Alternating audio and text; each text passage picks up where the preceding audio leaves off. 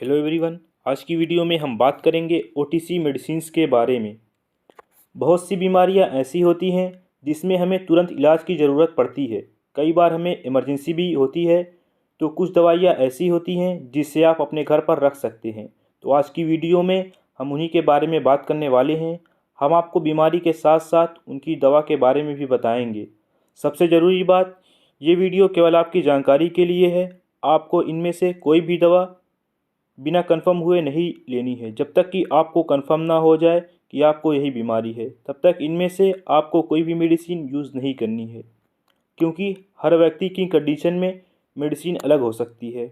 इसीलिए पहले आपको जानना ज़रूरी है कि आपको किस चीज़ की बीमारी है, और आपको कोई भी मेडिसिन ज़्यादा समय तक यूज़ नहीं करनी है। सबसे पहले हम बात करेंगे फीवर यानी बुखार के लिए कौन कौन सी मेडिसिन यूज़ होती है। तो बुखार की कंडीशन में आइबुप्रोफेन, टाइलिनॉल एंड पैरासीटामॉल का हम यूज़ करते हैं। टाइलिनॉल का जो होता है सिरप भी आता है, जिसे हम बच्चों में यूज़ करते हैं। अब हम बात करते हैं पेन किलर यानी शरीर में दर्द होने के लिए हम कौन कौन सी दवाई यूज़ करते हैं। तो शरीर में दर्द होने के लिए हम ibuprofen, aceclofenac, paracetamol and diclofenac का यूज़ करते हैं। और याद रहे कि ये सिर्फ हमारे बॉडी में कॉमन पेन के लिए ही यूज़ होती है। अगर उसके अलावा और कोई कंडीशन है तो हम इन सारी दवा में से किसी भी दवा का यूज़ बिना डॉक्टर की परमिशन से नहीं करेंगे। और ये सारी दवा हमारी जो होती है NSAID क्लास में आती है, जिसका मतलब होता है non steroidal anti inflammatory drug. अब हम बात करते हैं हेडेक यानी कि सर दर्द के लिए कौन कौन सी दवा यूज़ होती है।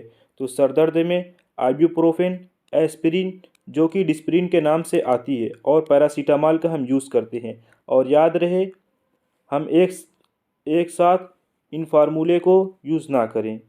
अब हम बात करते हैं नाज़िया एंड वोमिटिंग के बारे में, कि नाज़िया और वोमिटिंग की कंडीशन में हम कौन कौन सी मेडिसिन को यूज़ करते हैं।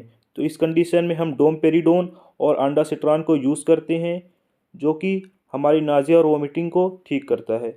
अब हम बात करते हैं गैस्ट्रिक एंड एसिडिटी, कि हमारे स्टमक में जो होता है गैस और एसिड जब बनने लगते हैं तो हम कौन सी मेडिसिन का यूज़ करेंगे। तो इस कंडीशन में पेंटोपराजोल, रेनिटिडीन, ओमिपराजोल एंड रेविपराजोल का हम यूज़ करते हैं।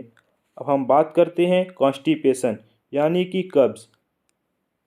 जब हमें कॉन्स्टिपेशन होता है तो हम कौन कौन सी मेडिसिन का यूज़ करते हैं। तो बाइसाकोडाइल इस कंडीशन में हम यूज़ करते हैं, एंड साइलियम हस्क जिसे हम इसबगोल की भूसी भी बोलते हैं, उसको भी हम यूज़ करते हैं। अब हम बात करते हैं डायरिया यानी कि लूज़ मोशन के बारे में, जिसे हम हिंदी में दस्त भी बोलते हैं। तो इस कंडीशन में हम लैक्टिक एसिड बैसिलस का यूज़ करते हैं एंड लोपेरामाइड का यूज़ करते हैं। और इस कंडीशन में हम इलेक्ट्रॉल का भी यूज़ कर सकते हैं, क्योंकि जब हमें डायरिया होता है तो हमारे अंदर जो होता है इलेक्ट्रोलाइट जो होता है उसकी कमी होने लगती है। तो इस कंडीशन में हम इलेक्ट्रॉल का यूज़ कर सकते हैं। अब हम बात करते हैं cold, runny nose and allergy की कंडीशन में। इस कंडीशन में हम एविल और सिट्रजीन का यूज़ करते हैं।